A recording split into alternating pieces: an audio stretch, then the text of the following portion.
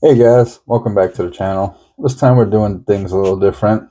You actually get to see me, the face, the person behind the content of BMA and RC. I wanted to try something a little different, see how it goes. Still working on the name, but maybe something like Come Wrench With Me or something like that. So today on the bench we got the Techno NB48 2.2. Looks like I have overlooked a slight step in installing some uh, shock travel limiters in the rear shock. So that's what we're going to do today. So we're going to start wrenching on this to install those. So let me get the camera set up here.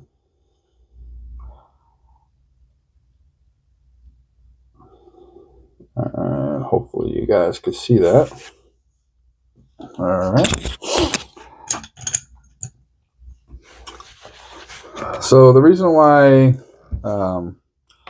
they install about 6 millimeters worth of shock travel limiters inside the body on the rears is so that in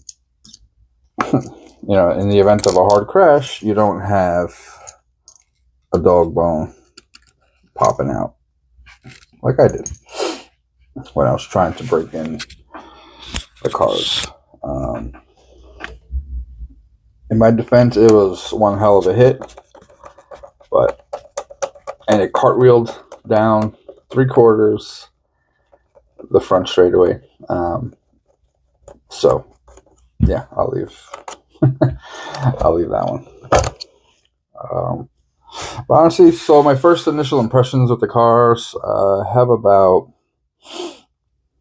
1/4 gallon to a half gallon on both the nitro buggy and the nitro chuggy already. Man, these things are good. I am running the 3-gear setup on here, and she's pretty locked in. Like, both cars are really freaking dialed. I am running a little bit different setup than what's the manual. I'm actually following one of Jared Tebow's setups for hard packed track, which is the norm for my track trains and lanes. So, and when I did take the cars out, that's exactly what it was. It was hard packed and a little dusty, but you can just mash on the throttle and it would try to get a little bit squirrely, but it would immediately catch it and it would just go like a bat out of hell. Coming from the TLR cars, the Truggy was always dialed. I never had issues with it once I found the correct setup. Nitro buggy for the TLR was always a struggle between twitchy and trying to get it to be more comfortable for my driving style, but I couldn't exactly put the power down in the TLR like I could this NB48 2.2, and I still have some braking to do, so it's pretty promising so far, and I can't wait to see what the cars can do once they're fully broken in. Trying to attend the Trains and Lanes Nitro Challenge on the 31st of this month, May, if you guys are watching this outside of that month or a year from now. Stuff like that. So I do need help with pit guy. So unless I can get a pit guide, I'm not sure if I'll be able to attend. So yeah. Okay.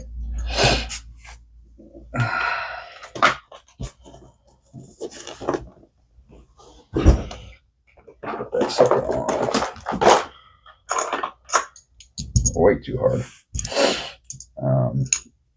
But yeah, so that's what we're kind of at right now.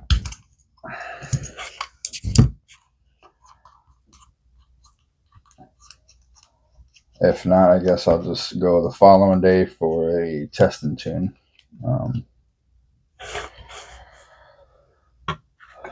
Not ideal, but you know, if you know anybody that wants to help me out in the Northeast that's attending the race, we can exchange pit duties. Let me know. I'm just using this bottle to pour this stuff back in. So let me make sure. But yeah, so the initial thoughts so far with the cars have been amazing. I definitely just kind of want to lock and load, and they jump pretty well. It's got a good shock package on there so far. I got a VRP JTP RC 20 hole, which is pretty phenomenal. The track, the transit lanes doesn't get too blown out. It does get a little bumpy. So I don't need to exactly change to the 5 hole, which I do need to order, which reminds me. So, which we'll do shortly. So, all right. So let's grab the shock shaft.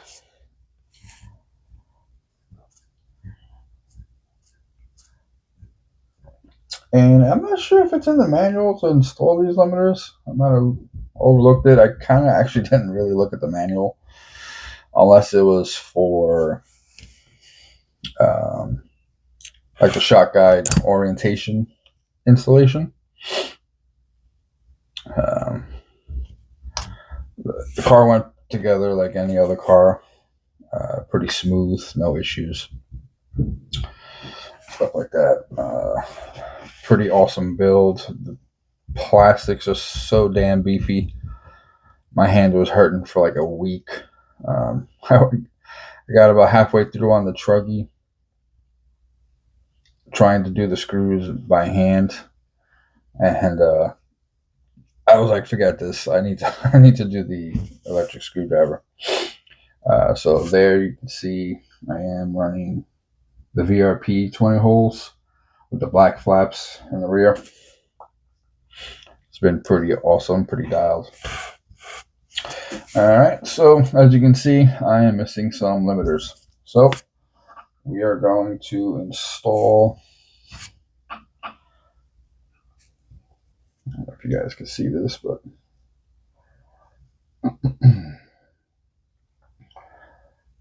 pretty much I was like, why are these left over? And then a good friend of mine, Kevin, thanks for letting me know. I had to install these limiters.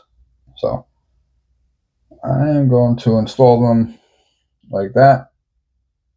I don't think there's any right way, as long as it's about 6 millimeters they're recommending. Measured this is about 6.3. So I'm okay with that. It's fine. All right, we're going to put it back in. It's already lubed up.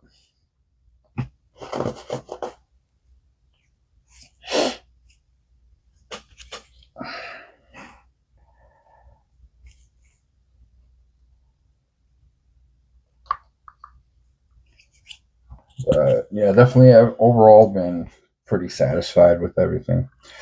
We are also running, according to the setup sheet, a 3 millimeter kind of like a bump stop. So we'll see how it goes. I'm running it exactly as the setup indicates. A lot of people try to throw on a setup that they see on a setup sheet and don't follow everything to the T.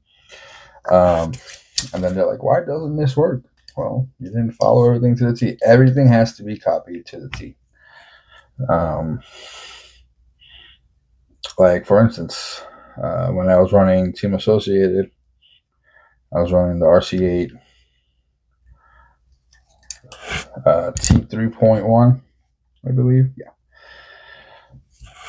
And like put on a Spencer Rifkin setup. I'm like, oh, you're not Spencer Rifkin. You're no pro. Well, it worked really well. I'll take it. And it worked because I copied everything over. I didn't do I didn't do shock angles here or shock angles there. You got to copy everything over. So, that was a big air bubble. So we're going to pump this up a few times, up and down. That was a huge air bubble. What are you guys' thoughts about the vacuum sealing for the shocks and the diffs? It's a cool contraption. Me personally, I wouldn't spend the money. You're still going to get some type of air in the shock, so it doesn't really pay. So yeah. Let me know what you think down below in the comments. Moving on to the second one.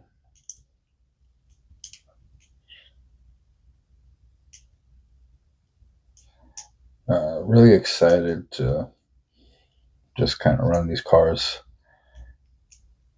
It was a difficult decision for me to leave TLR. But I think already with the way these cars are driving, we're going to do real good. I haven't had as much track time as I'd like with work and life and my current situation at the moment. But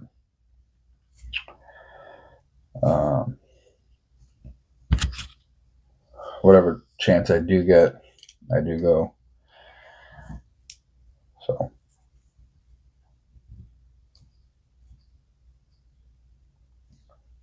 I'm trying to plan something to go out to LCRC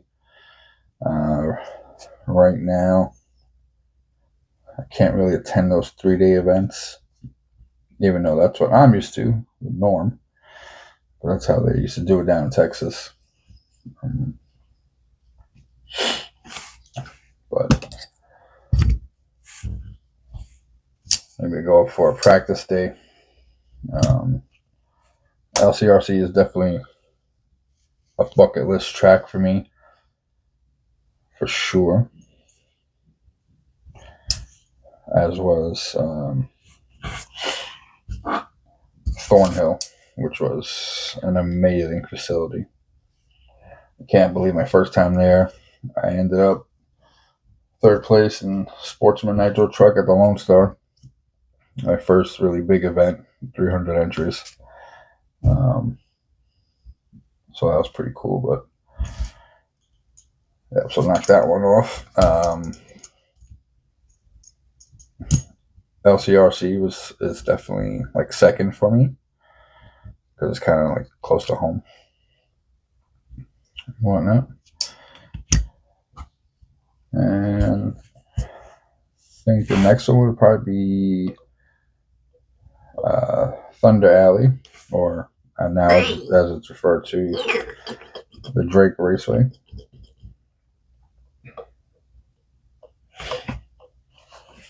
Then it would be the Dirt, and then Revelation while we're out there on the West Coast, and then HRCR, Brian Eider's track. And how do I fill on over?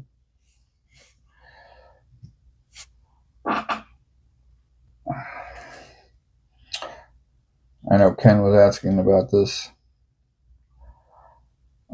Shout out to Ken. I always gave him shit about these techno cars. Hated how the truck body looked. But here I am, right? Funny how that works. So, alright, so we got that back installed.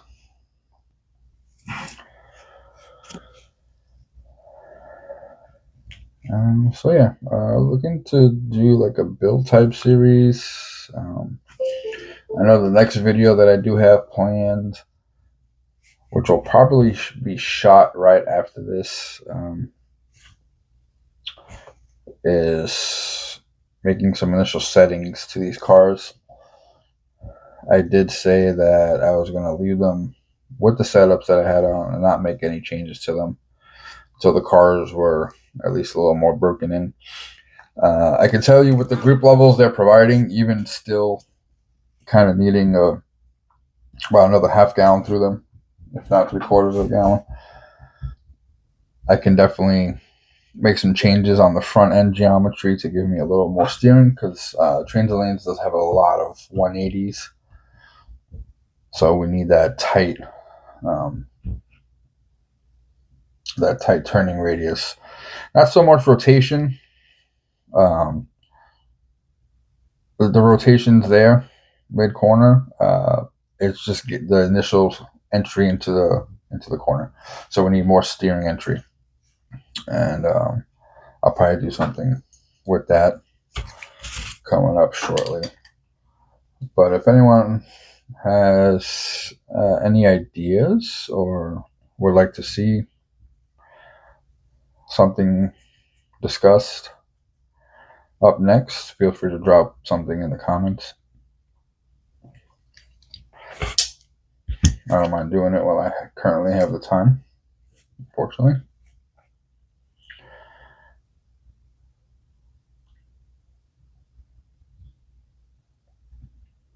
I'm sure you guys who do follow me on social media have seen me a few posts. Wrenching soothes the soul. It's definitely, helps ease the mind at times for something that you love, that you're passionate about.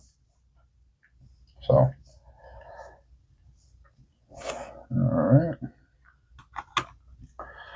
So those two are done.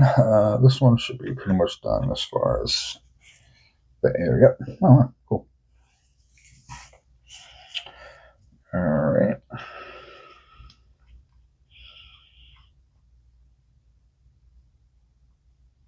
So pretty much how I bleed my shocks, 0 rebound, as what's called for in the manual. Emulsion style. I don't think I've ever liked the feel of bladders. So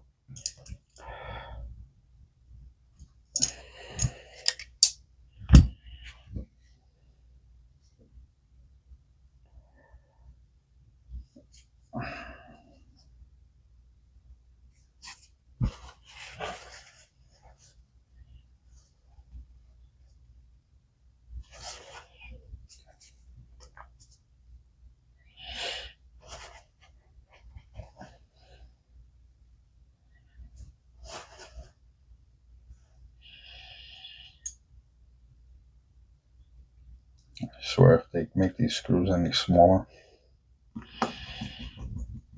guys with big fingers or fat fingers, you know what I'm talking about. So I'll pump this in a few times.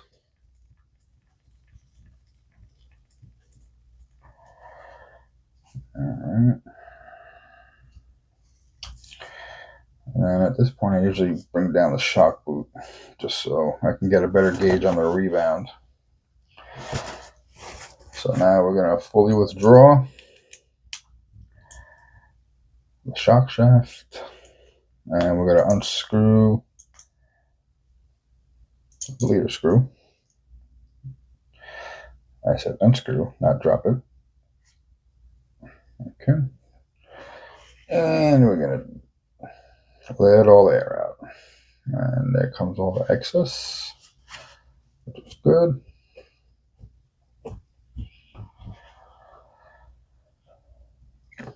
These shocks are pretty smooth with the 20 holes. Been using VRP for a while now. Probably the best out there, but that'll be subjective. So I am getting a little bit of rebound, so I'll go ahead and repeat the process just a little bit. what I look for is either zero rebound or the slightest amount, like the slightest, and I mean slightest, like barely moving. Like could be moving because of the rubber boot. So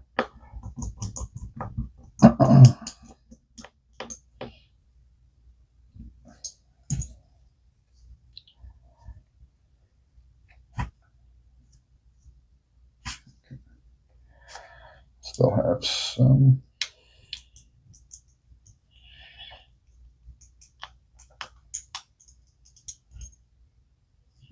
Okay, this thing is pissing me off.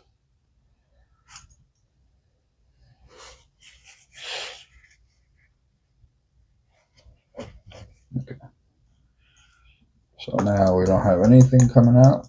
So that should be just about where I want it.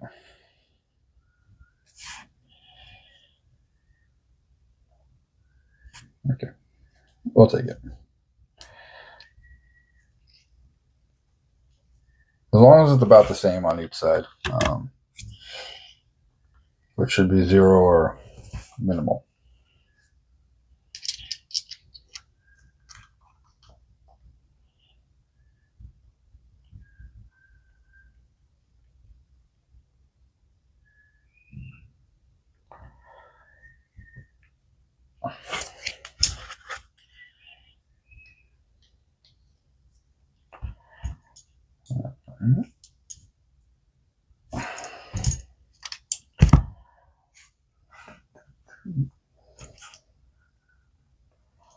Like seriously, we can't come up with a bigger, just a little bit bigger screw. Come on.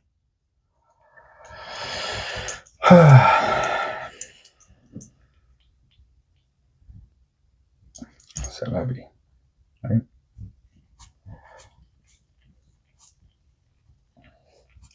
Pop it up and down about 20 times.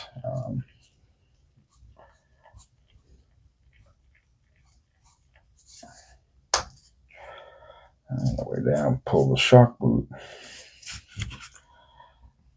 Draw. Unscrew. A bleeder screw. And okay. Well then. You know, I thought that was going to be a lot worse. Not too much came out.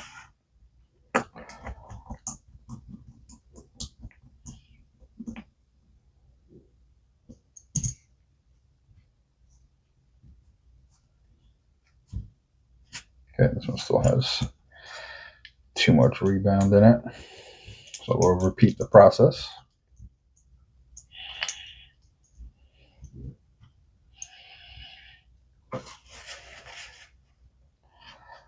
Okay, no, that was strange. So that time a lot more came out.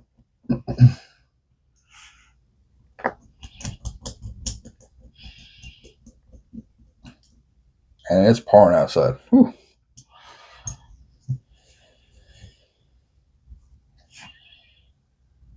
Okay, good. So it came out just a little bit, just as much, if not the same amount as the other shock. So I'm going to call this one good. And then we're going to install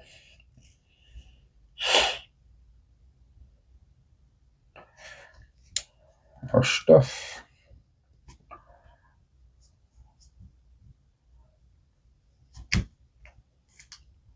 Oops.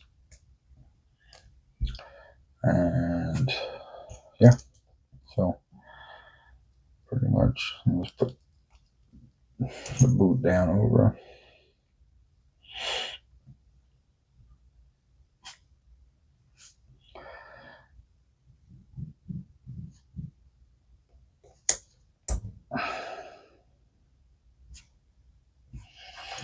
And my OCD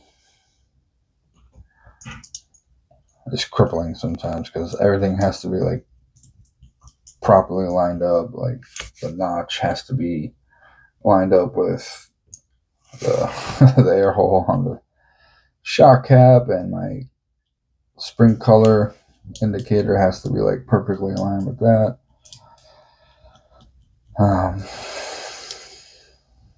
Yeah, but you know, it is what it is. So. And then my bleeder hole screws always have to point inwards. Don't ask me why.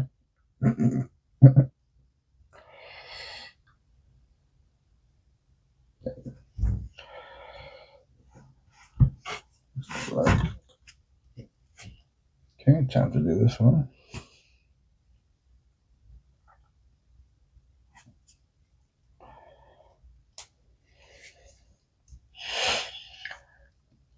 So I am running the 78 yellow up front, 73 yellow in the rear.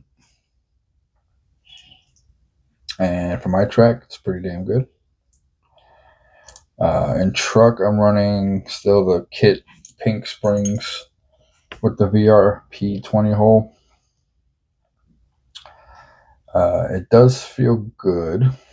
Actually feels great. But I'm going to try the recommended springs that are on the setup sheet that Jared has provided. Tebow, that is. They're a bit stiffer, and usually stiffer springs kind of wake up the truck a little bit. So we'll see how that goes. Or I might leave the pink on for a fresh build track, and then as the day progresses, you know, because like even during qualifying, the track is in this weird grip is coming up, but still a little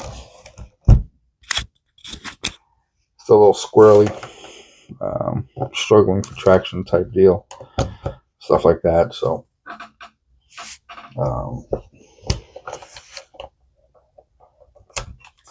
and then for main time, possibly go to those stiffer springs and see how that goes. So I do like the lower shock pins on the Techno vehicles. It's pretty cool. I know J&T Bearing Co. Shout out to them, long-time sponsor.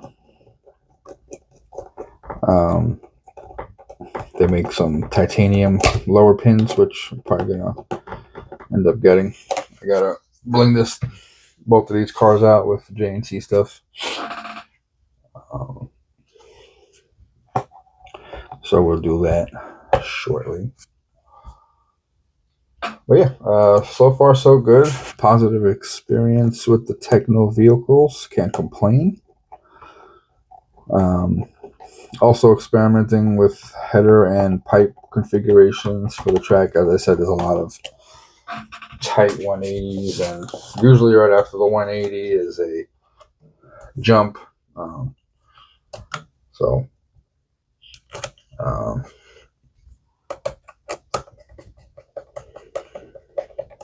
we're trying a few things. What I have in the toolbox, I have a 80 millimeter header that I installed coming from a 75. I know 85 will be probably a lot better, but again, that's what I have in the bag. So we'll do it that way. And I have the OS 2100, which is a good torque pipe. So, all right. So we are done back here. And I will just go ahead and double check the droop. Because I did, I believe, back that out a little bit. So as to avoid having that issue. But yeah, it looks like we are all set here. Hope you enjoyed the video. Obviously, I'm gonna refine the format and, you know, maybe the name. If you have any suggestions on the name, again, please drop it down below.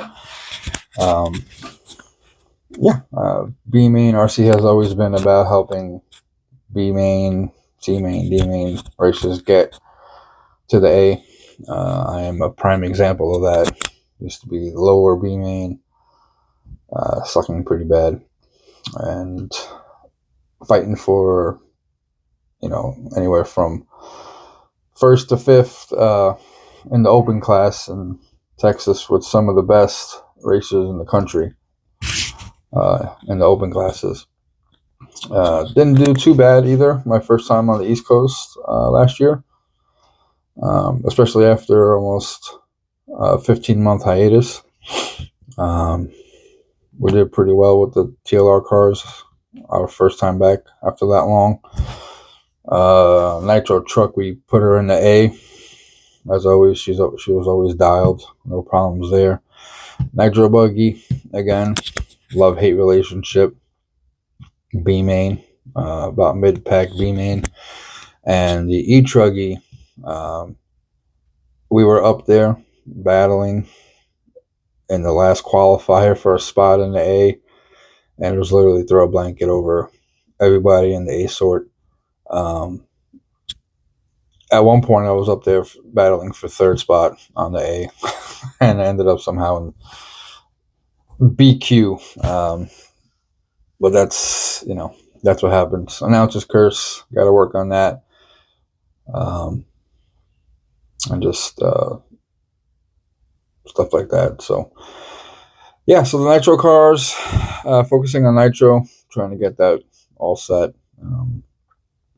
Specifically, more so the Nitro buggy, been having issues finding something that's comfortable. So I can tell you right off the bat, the NB48 2.2 has been pretty comfortable and easy to drive. And once I get used to it, that can mean trouble for the rest of you B-mainers out there. So just putting you on notice. So if you see, that's what you're going to be seeing. All right. Again, guys, thank you for watching. If you have any comments, suggestions, let me know. Please like, share, and subscribe. Thank you.